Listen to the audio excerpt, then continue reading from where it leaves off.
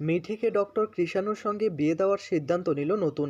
এই কথা জানতে পেরে ভীষণ রকম রেগে গেল মিঠি। অন্যদিকে হাসাহাসি করতে থাকে সকলেই।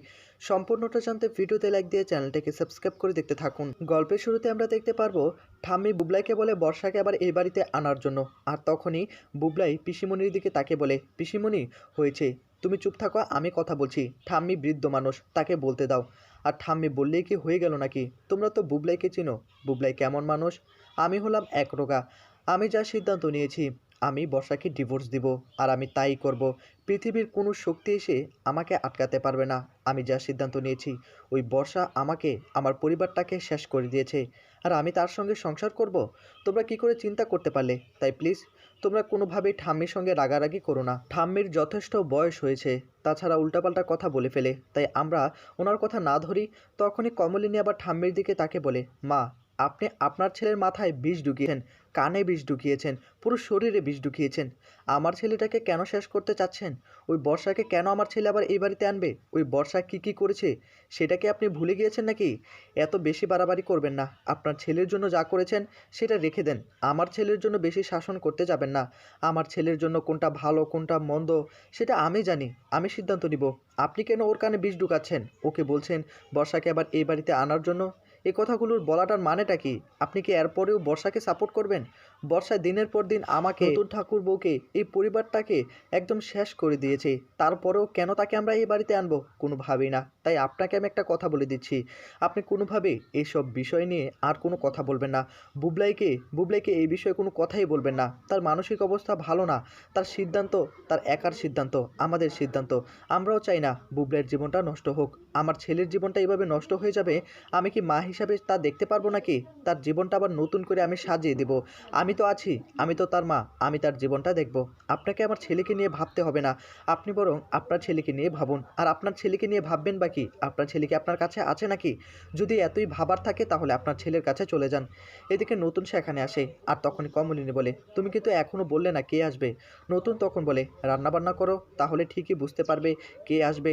বাবিল তখন বলে, বলছিলাম কি নতুন কাকু, এই বাড়িতে কিন্তু অনেক সময় একটা মেয়ে থাকে, সব কথায়, সব কাজে, সব ব্যাপারে নাক গলায়, কিন্তু আজকে তো তাকে দেখতে পাচ্ছি না। তাকে কি ইনভাইট করা হয়নি নাকি?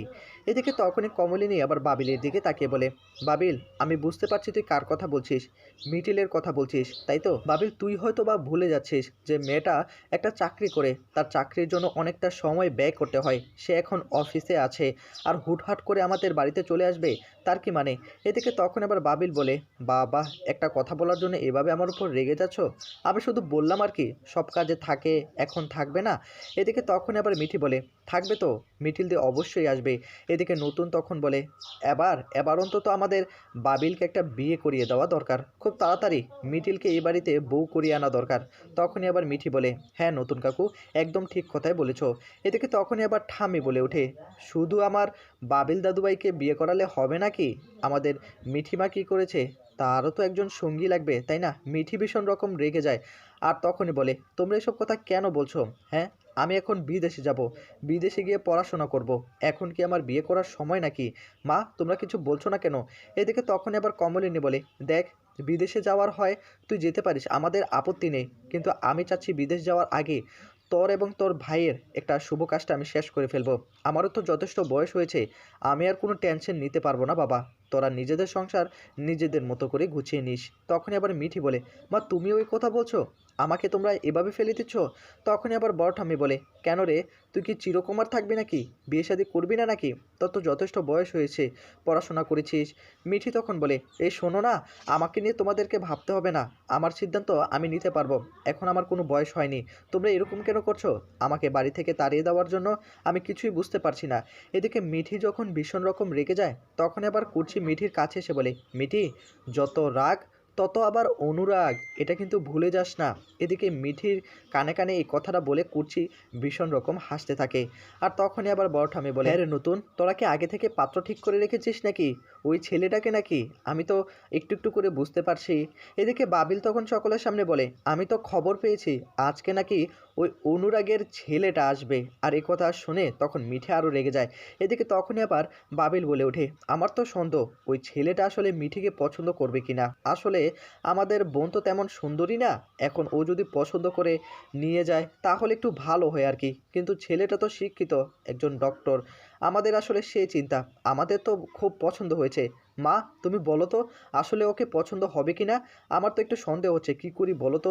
বুবলাইয়ের মুখে এই কথাগুলো শোনার পর মিঠি আরও রেগে যায়। শোন দাদাভাই, তোদেরকে না আমাকে নিয়ে চিন্তা করতে হবে না, আমি দেখছি আমি কি করি। আমার আসলে যথেষ্ট বয়স হয়েছে ঠিকই, কিন্তু এখন আমি বিয়ে শাদী কোনো কিছুই করতে পারবো না। শোনো বা, তোমরা যদি এই বিয়ে নিয়ে আরেকবার কথা বলো তাহলে কিন্তু আমি এখান থেকে চলে যাব। এদিকে তখনই আবার কমলিনী বলে ওঠে, এভাবে রেগে যাচ্ছিস কেন? তোর তো যথেষ্ট বয়স হয়েছে, আর ছেলেটা কিন্তু খুব ভালো ডক্টর, তোকে খুব ভালোবাসবে।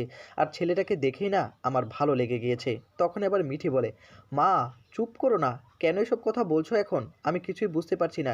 এদিকে তখন আবার কমলিনী বলে, কেন এখন শুনতে কি তোমার খারাপ লাগছে নাকি? আমি তো দেখলাম কোর্টের ভেতরে কত সুন্দর করে তোমরা দুজনে বসে বসে কথা বলছিলে, তার বেলায় কি হলো? বাবিল তখন বলে, হ্যাঁ মা, আমিও তো দেখেছি ওই কৃষাণুর সঙ্গে কত ভাব, কত সুন্দর করে কথা বলছে। বুবলাই তখন মুখে হাত দিয়ে হাসাহাসি করতে থাকে। মিঠি তখন বলে, মা আমি উপরে যাচ্ছি, আমি এক মুহূর্ত আর এখানে থাকবো না।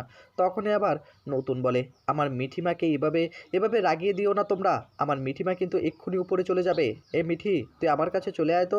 এদিকে মিঠি তখন নতুনকে বলে, নতুন কাকু তুমি কিছু বলছো না? তখন এবার কুর্চি বলে, হ্যাঁ রে, আমরা বললে দোষ? তুই যে আসলে কৃষাণুর সঙ্গে কথা বলছিলি কোর্ট রুমের ভিতরে, তোরা দুজনে বসে, সেটা কি ভুলে গেলি নাকি? এদিকে মিঠি কারো কোনো কথা না শুনে ওপরে চলে যায়, আর তখনই সকলে হাসাহাসি করতে থাকে। অন্যদিকে দেখা যাবে যে মিঠিল বাড়িতে আসে, আর তখনই কমলিনীকে বলে, কাকিমা বাড়িতে এত আয়োজন হচ্ছে, তা কেউ কি আসবে নাকি? তোমার বাপের বাড়ির লোকজন আসবে নাকি, বা নতুন কাকুর ইনস্টিটিউট থেকে কেউ আসবে? কমলিনী তখন বলে, মিঠিল আমি তো আসলে কিছু জানি না, আসলে তোমার নতুন কাকু তো আমাকে কিছুই বলেনি, আমি জানলে অবশ্যই জানিয়ে দিতাম। এদিকে অয়নদীপও চলে আসে, আর অয়নদীপকে পেয়ে ভীষণ রকম খুশি কমলিনী। কমলিনী অয়নদীপের দিকে তাকিয়ে বলে, আমি আসলেই খুশি, কত বছর পরে তুমি এই বাড়িতে এলে।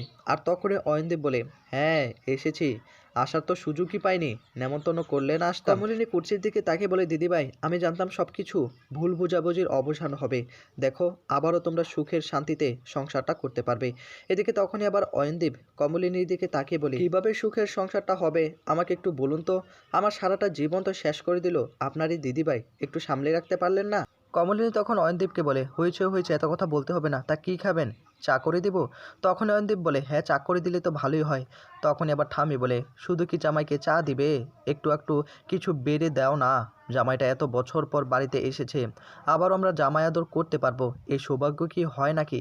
এদিকে তখনই আবার বড় ঠামি বলে ওঠে, তোর জামাই, তুই আনা গিয়ে একটু বেড়ে টেড়ে দিবি, একটু আপ্যায়ন করবি, বৌমা কেন সব কিছু করতে যাবে, বৌমা তো সারা জীবন করেই এসেছে। তখন এবার ঠামি বলে, না আমি বললাম আর কি, একটু খাবার দাবার বেড়ে দিলে না হয় আমার জামাইটা খেতো আর কি, শুধু চা খেয়ে থাকবে, সেটা আমি বললাম। তুই আমার পর এভাবে রেগে যাচ্ছিস কেন দিদি, আমি তো ভুল কিছু বলিনি, বৌমা আছে বলেই তো তাকে বলছি। অয়নদীপ তখন ঠাম্মির দিকে তাকিয়ে বলে, শুনুন একটা কথা বলছি, আমি কিন্তু এবারে জামাই, আমাকে কিন্তু এখন ভালো করে আপ্যায়ন করতে হবে, না হলে কিন্তু আমি এই বাড়িতে আসবো না। কমলিনী তখন বলে, অবশ্যই আপ্যায়ন করা হবে, আপ্যায়ন করা হবে না, আমাদেরকে তো সেই সুযোগটা দেওয়াই হয়নি, তা তোমাকে আমরা কি করে আপ্যায়ন করব? আপ্যায়নের সেই সুযোগ দিলে না আপ্যায়ন করা যায়? তখন এবার অয়নদীপ বলে, আমার এখানে কি দোষ? আমি তো আপনার দিদিভাইকে ছাড়িয়ে যাইনি বা ছেড়ে যাইনি, আপনার দিদিভাই আমাকে ছেড়ে চলে গিয়েছে ভুল বুঝে আমাকে। কমলিনী তখন বলে, মোটেও না, আমার দিদিভাই এমন মানুষই নয়, আমার দিদিভাইকে ভুল বোঝানো হয়েছে, আমার দিদিভাইয়ের উপর অন্যায় করা হয়েছে, আমার দিদিভাই কেন সেখানে থাকতে যাবে, আমার দিদিভাইয়েরও তো একটা জীবন আছে। অয়নদীপ তখন বলে, না না, আমি কোনোভাবে কুর্চিকে ভুল বুঝিনি, কুর্চি আমাকে ভুল বুঝেছে, আমার ওপর এখন চড়াও হয়ে থাকে একদম ঘ্যান ঘ্যান ঘ্যান ঘ্যান করে।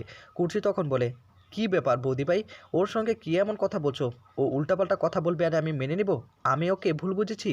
আর তখন আবার কমলিনী বলে, কে ভুল বুঝেছে আর বুঝেনি সেটা আমরা খুব ভালো করে জানি, আর তোমাকে এইসব বিষয়ে কথা বলতে হবে না। অয়নদীপ তখন বলে, যাই হয়ে যাক না কেন, এখন তো আমাকে শাসিয়ে শাসিয়ে রাখে, কি যে করি না, আর সিদ্ধান্ত নিয়েছে এই বাড়িতে নাকি আসবে, এত আসা যাওয়া করা যাবে না বাপু। তখনই আবার মিঠির বলে ওঠে, তাহলে এক কাজ করুন না, আমরা আপনাদের বাসায় কিছুদিন থাকবো, আর আপনারা আমাদের বাসায় এসে কিছুদিন থাকবেন, মানে হলো আর কি 3 দিন আর 4 দিন, আমরা 4 দিন থাকবো, আপনারা 3 দিন থাকবেন, তাহলেই তো হয়ে যায়। বুবলাই তখন বলে, হ্যাঁ মিঠিল একদম ঠিক কথাই বলেছে, তখনই আবার মিঠি বলে, হ্যাঁ মিঠিল দি একদম ঠিক কথাই বলেছে, তাহলে ওই কথাই রইলো। আর 4 দিন থাকবো আমরা, আর 4 দিন থাকবে তুমি। তখনই আবার অয়নদীপ বলে, বাবা পুচি মেয়ের আবার কত বড় বড় কথা। না না, এটা হবে না। 4 দিন, 4 দিন যদি তোমরা সকলে মিলে আমার বাড়িতে যাও, তাহলে তো আমার পকেট একদম শেষ হয়ে যাবে, খসে যাবে। এত টাকা আমি কোথায় পাবো? না বাবা, এটার কোনো দরকারই নেই। কুর্চি তখন বলে, দেখতে পেলে তো কিপটা, শোনো, তোমাকে না ভাবতে হবে না, আমি একটা চাকরি করি, যথেষ্ট টাকা পয়সা আছে, আমার বৌদিভাইদেরকে খাওয়ানোর সে ক্ষমতা আমার আছে। তখনই আবার অয়নদীপ বলে, হ্যাঁ তাহলে তুমি খাওয়াতে পারো, কিন্তু আমার পকেট থেকে একটা টাকা খরচ করতে পারবো না। এত মানুষকে কি খাওয়া যায় নাকি? তোমরা কি আসলে বুঝো না একটা বাড়িতে এত মানুষ যাবে? তখনই আবার ঠাম্মি বলে ওঠে, হয়েছে হয়েছে, এত কথা বলতে হবে না, জামাইটা এসেছে তাকে একটু আপ্যায়ন করো। এদিকে বড় ঠাম্মি তখন বলে, হ্যাঁ রে লক্ষ্মী, তুই বারবার শুধু বলছিস আপ্যায়ন করো আপ্যায়ন করো, আপ্যায়ন কি করছে না নাকি? তুই এত যদি বেশি বুঝিস তাহলে তুই গিয়ে আপ্যায়ন কর না। তখনই আবার ঠাম্মি বলে, আচ্ছা তোমরা সকলে এইভাবে কেন রেগে যাচ্ছ, আমি কিছুই বুঝতে পারছি না। এদিকে তখনই কমলিনী নতুনকে বলে, আচ্ছা কৃষাণু আসবে না? কিছুক্ষণ পরে কৃষাণু সেখানে চলে আসে। নতুন তখন বলে, কি ব্যাপার কৃষাণু, অনেকটা দেরি হয়ে গিয়েছে। তখনই কৃষাণু বলে, আসলে না আমার কাজ ছিল স্যার, আমি তো আপনাকে বলেছি। তখন এবার অয়নদীপ বলে, উনি এবার কে? তখনই অয়নদীপকে কুর্চি কানে কানে এসে বলে, উনি হলো সে, মিঠির হতে চলেছে। আর তখনই অয়নদীপ বলে, ভালো ভালো, খুব ভালো, মানাবে একদম, ঠিকঠাকই আছে। এদিকে তখনই মিঠি অয়নদীপের দিকে তাকিয়ে ভীষণ রকম রাখতে শুরু করে। মিঠি উঠে দাঁড়ায় আর কৃষাণু মিঠিকে বলে, এক গ্লাস পানি নিয়ে আসো তো। কৃষাণু বসে পড়ে আর তখনই মিঠি আবার সকলের সামনে মিঠিলকে বলে, মিঠিল দি যাও না, এক গ্লাস পানি নিয়ে আসো। মিঠিল তখন বলে, আরে যা না, তোকে বলেছে, আমাকে তো আর বলেনি, এক গ্লাস পানি তো চেয়েছে, দেখ সামলাতে পারবি কিনা, কত রাগ দেখতে পেলি তো। মিঠি তখন বলে, আমি পানি আনতে পারবো না, তোমরা পানি নিয়ে আসো। এদিকে তখনই আবার কৃষাণু বলে ওঠে, এক গ্লাস পানি আনতে পারবে না? এটা আবার কেমন ধরনের মানুষ? কাজবাজ কি কোনো কিছু জানো না নাকি? পড়াশোনা করেছো ঠিকই, কিন্তু আসলে ম্যানার্সটা শেখোনি। এক গ্লাস পানি চেয়েছি তাতেই এই অবস্থা। কমলিনী বলে, কি হয়েছে মিঠি, এক গ্লাস পানি এনে দিলে কি হয়? মিঠি তখন বলে, তোমাকে না আমাকে ম্যানার্স শেখাতে হবে না, আমি তোমার কাছ থেকে কোনো ম্যানার্স শিখতেও চাই না, নিজের পানি নিজে এনে খাও। এদিকে অয়নদীপ বলে, আরে এনে দে না, এক গ্লাস পানি তো চেয়েছে। তখনই মিঠি সকলের সামনে বলে, আমাকে তো একা বলিনি, যে কেউ চাইলে পানি এনে দিতে পারে না। তখনই কৃষাণু বলে, হ্যাঁ আমি কাউকে ব্যক্তিভেদে বলিনি ঠিক আছে, কিন্তু যে কেউ চাইলে এনে দিতে পারে, আমি খেতে পারি, কিন্তু যেহেতু বাড়ির ছোট মেয়ে তুমি, তাই তোমাকে আমি এই আদেশটা করলাম। আমি তোমার সিনিয়র না, তাই আমি তোমাকে আদেশটা করতে পারি না?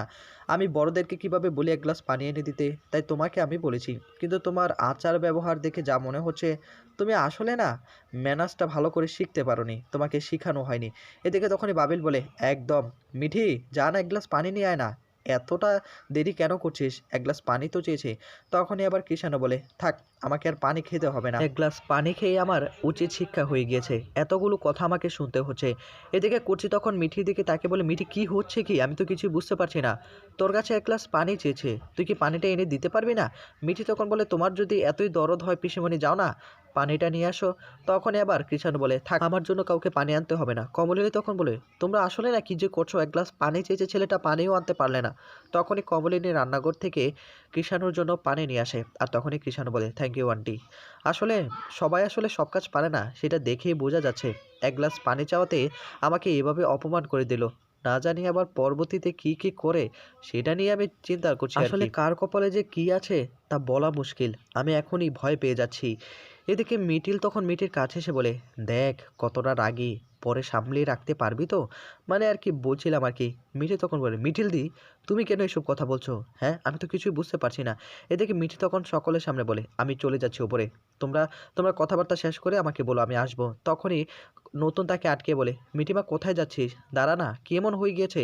তখনই আবার কৃষাণু দাঁড়িয়ে বলে, আচ্ছা এইভাবে উঠে দাঁড়ানোর কি দরকার, কি এমন কথা বলেছি, এক গ্লাস পানি তো চেয়েছি, পানি চাওয়াতে এই অবস্থা হয়ে গিয়েছে, আর না জানি অন্য কিছু চাইলে কি হয়ে যেত। তখনই আবার মিঠি বলে, হ্যাঁ তুমি পানি চেয়েছো ঠিকই, কিন্তু আমাকেই কেন বলতে হবে, বাড়িতে অনেক লোকজন ছিল, তাদেরকে বলা যেত না, আর আমার উপর কেন এভাবে চড়াও হচ্ছ? তখন আবার কৃষাণু বলে, হ্যাঁ আমি তোমার সিনিয়র বলেই তো তোমার কাছে আমি পানিটা চেয়েছি, আর তোমাকে আমার খুব পছন্দ তাই জন্য পানিটা চেয়েছি। তখনই আবার মিঠি ভীষণ রকম রেগে বলে, কি বললে তুমি, হ্যাঁ পছন্দ মানে?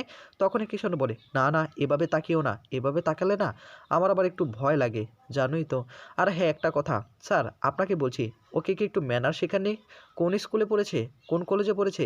তখনই আবার নতুন বলে ওঠে, না আমি তো ওকে পড়িয়েছি। তখনই কৃষাণু বলে, না স্যার আপনি একদম ঠিক কাজ করলেন না, ওকে একটু শিক্ষিত করা দরকার ছিল, মানে ম্যানার্স শেখানো দরকার ছিল। কৃষাণুর দিকে তাকিয়ে নতুন বলে, না না কৃষাণু, আমার মেয়ে কিন্তু যথেষ্ট ম্যানার্স জানে। তখনই আবার মিঠি বলে, নতুন কাকু তোমার সামনে আমাকে অপমান করছে, তুমি কি দাঁড়িয়ে দাঁড়িয়ে সেটা সহ্য করবে, কিছু বলবে না? না আমি এটা সহ্য করে থাকতে পারছি না, আমি চলে যাব। এদিকে তখনই নতুন বলে, না না কৃষাণু, আর ওর সঙ্গে রেগে থেকো না, ও কিন্তু রাগলে 2 ঘন্টা না খেয়ে থাকে। এই কথা শুনে সকলেই ভীষণ রকম হাসাহাসি করতে থাকে। বাবিল তখন বলে, 2 ঘন্টার ব্যাপার স্যাপার কিন্তু অনেক বড়, সারাদিন তো মুখ চলে, তাই 2 ঘন্টা না খেয়ে থাকলে অনেকটা কিন্তু কি হয়ে যাবে বুঝতেই পারছো।